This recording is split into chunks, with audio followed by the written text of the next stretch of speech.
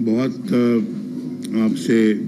آپ کو دیکھ کر بڑی خوشی ہو رہی ہے اور بہت عرصے کے بعد اللہ تعالیٰ پھر یہ دن لایا ہے کہ ہم اس طرح سے آمنے سامنے بیٹھے ہیں اور ایک الیکشن کی بھرپور ایکسرسائز کر رہے ہیں.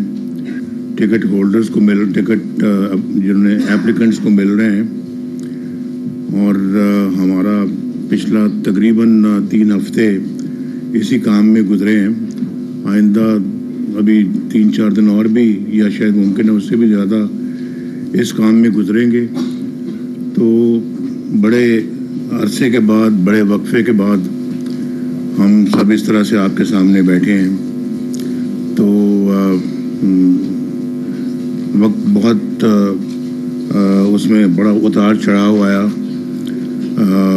مشکل وقت بھی آیا, حکومت کے بعد پھر مشکلات بھی بہت آئیں اور سب کچھ آپ کے سامنے ہے. ایک پوری کہانی ہے وہ جس کو روز روز بیان نہیں کیا جا سکتا, لیکن اس سارے پروسیس سے ہم گزرے ہیں اور پھر آج یہاں بیٹھے ہیں, یہاں پہنچے ہیں اس مقام پر دوبارہ. ہم نے تو جو ہم پہ گزری سو گزری, لیکن جو ملک پہ گزری ہے اس کا دکھ میرے خیال ہر پاکستانی کو ہے. مجھے بھی ہے, ایک عام غریب آدمی کو بھی ہے اور ایک امیر آدمی کو بھی ہے کہ ملک کس گرداب میں پھنس چکا ہے. اور آپ کو معلوم ہوگا کہ جب میں وزیر اعظم تھا 2017 کی بات ہے تو ملک خوشحالی کی طرف دوڑ رہا تھا اور نہ کوئی مہنگائی کا نام و نشان تھا, نہ پاکستان کے اندر کوئی پسماندگی تھی. لوگ بے روزگاری سے نکل کر روزگار کی طرف آ رہے تھے اور لاکھوں لوگ سال میں روزگار حاصل کر رہے تھے. اسی طرح سے جو ہے وہ غربت کی لکیر سے لوگ نکل رہے تھے باہر اور پاکستان ترقی کے لحاظ سے اس خطے میں سب سے آگے تھا. روپیہ ہمارا مضبوط تھا. یہ جو روز آپ اخباروں میں پڑھتے ہیں یا ٹی وی پہ سنتے ہیں کہ ڈالر پھر مہنگا ہو گیا, پھر مہنگا ہو گیا, پھر مہنگا ہو گیا. 4 سال ڈالر ایک پیسہ بھی مہنگا نہیں ہوا اور روپیہ بالکل اپنی جگہ پہ برقرار رہا. تو مہنگائی بھی نہیں تھی, روٹی 4 روپے کی ملتی تھی اور آٹا, دال, سبزیاں, چینی, ہر چیز جو ہے وہ پہنچ میں تھی.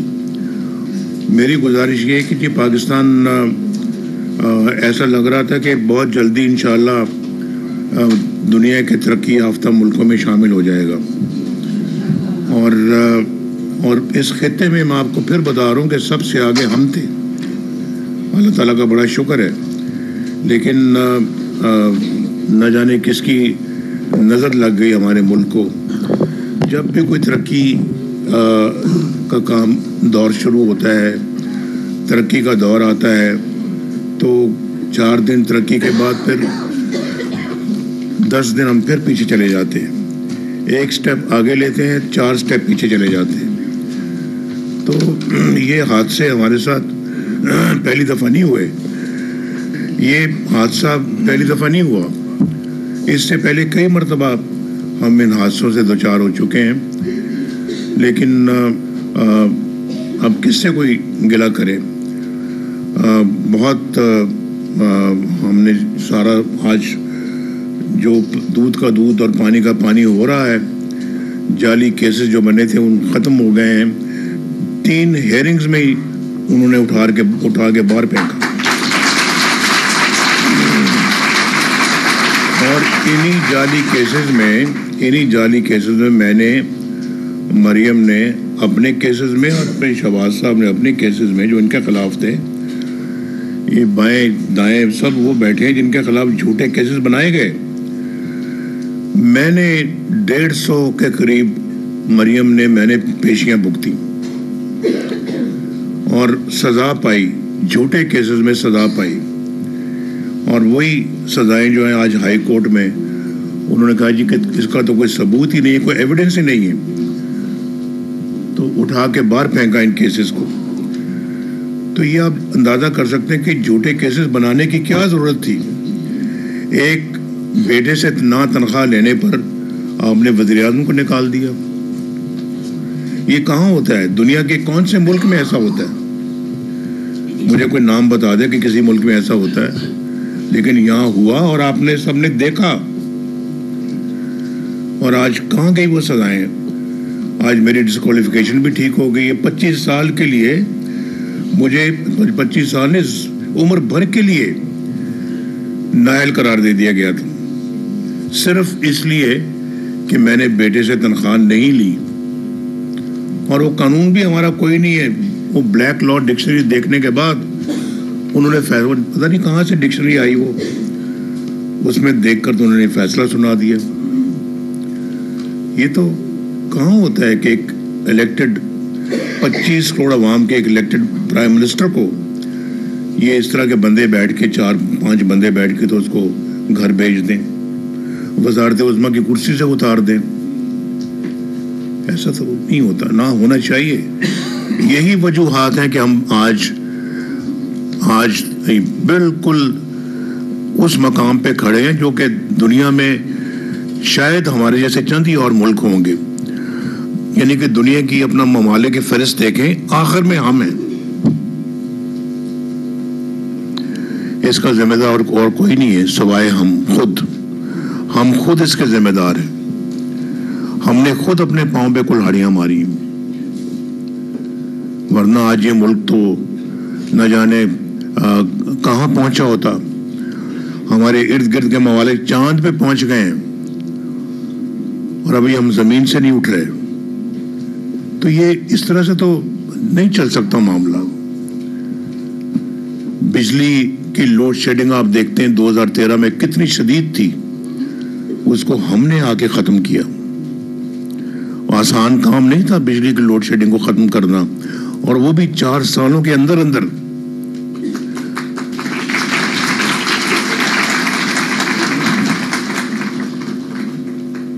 4 سالوں کے اندر.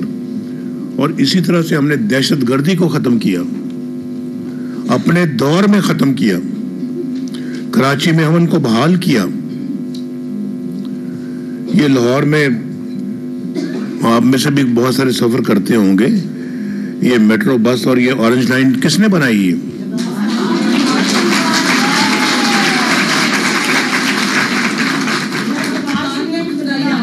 ورنہ کیا ہوتا تھا, گھر سے پیدل جاتے تھے لوگ, آگے سے کوئی بس پکڑتے تھے, بس کے بعد پھر آگے سے رکشہ پکڑتے تھے, اور پھر 1.5 گھنٹے میں اپنے دفاتر میں پہنچتے تھے. آج ایک اینڈ سے بس چلتی ہے, 15-20 منٹ میں آپ کو وہاں پہنچا دیتی ہے اور آپ کو چلنا بھی نہیں پڑتا.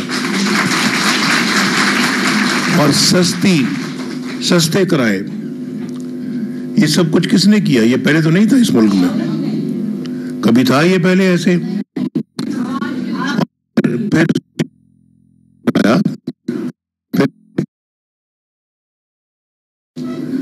کس نے میں کوئی پاکستان میں بتائیں؟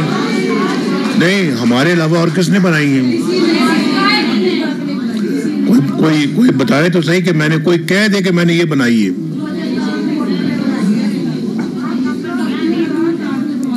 اور اس زمانے میں میں خود گیا تھا جب میں وزیر اعظم بنا, 2014-15 کی بات ہے.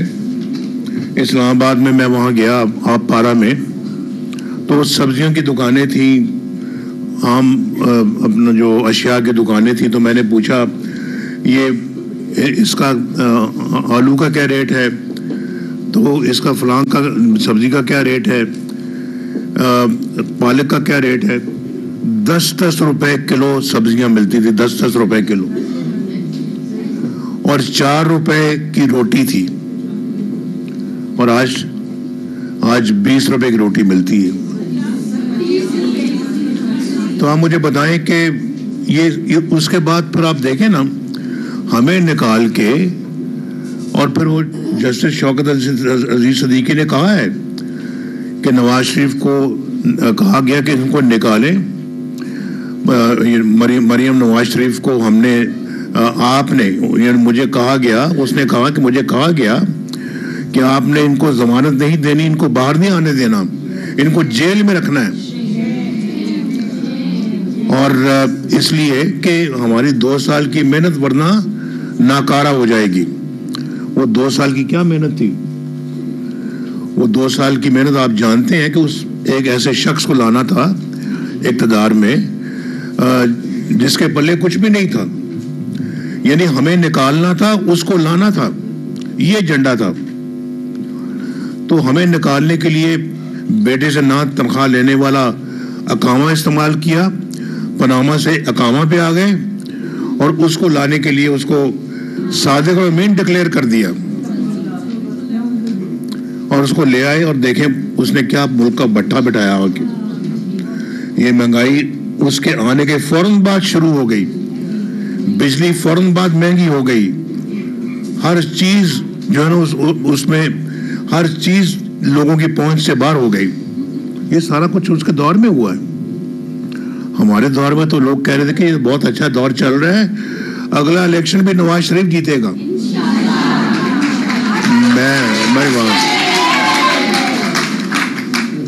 میں ابھی اس الیکشن کی طرف نہیں آیا, میں تو پچھلے الیکشن کی بات کر رہا ہوں, پچھلے الیکشنوں کی بات کر رہا ہوں. تو میں اب اس طرف مزید جو ہے نا وہ گفتگو نہیں کرتا, لیکن میں آپ کو یہ بتا دوں کہ ہر قوم جس نے ترقی کی ہے اس نے خواتین کو ترقی میں ترجیح دی ہے. ترقی کے لیے خواتین کو استعمال کیا, آگے لے کے آئے ہیں, اور خواتین کی قومی ترقی میں بھرپور شمولیت سے ہی ہم اپنے ترقی کے ہدف کو پورا کر سکیں گے. صحت اور روزگار اور تعلیم کے پروگراموں میں آپ کو تو بہت ایک منفرد مقام حاصل ہے. تو میں سمجھتا ہوں کہ خواتین کو برابر کا شریک بننا پڑے گا. ترقی کے لیے مردوں کے شانہ بشانہ خواتین کو بھی اس ملک کی خدمت میں جو ہے نا وہ آگے آگے کام کرنا پڑے گا. تو بہرحال یہ ہم تو سمجھتے ہیں کہ خواتین کو آگے لانا پاکستان کے ساتھ یہ انصاف کے تقاضے پورے کرنے والی بات ہے, اور ہمیشہ خواتین کو پیچھے رکھا جاتا ہے, لیکن خواتین کو آگے لائیں گے تو انشاءاللہ مجھے لگتا ہے کہ بہت سارے پرابلم ہمارے ویسے ہی خود بخود حل ہو جائے گی. تو اسلام بھی خواتین کے حقوق اور تحفظ کی بات کرتا ہے, اور ہمارے معاشرے کے اندر خواتین کے خلاف ایک تعصب موجود ہے.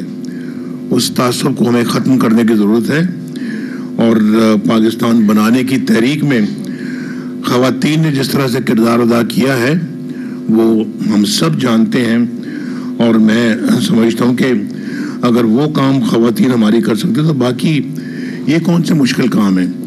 ملک کے اندر اگر تعلیم کو عام کرنا ہے تو اس میں خواتین ایک کی رول پلے کر سکتی, مردوں سے زیادہ بہتر رول ادا کر سکتی.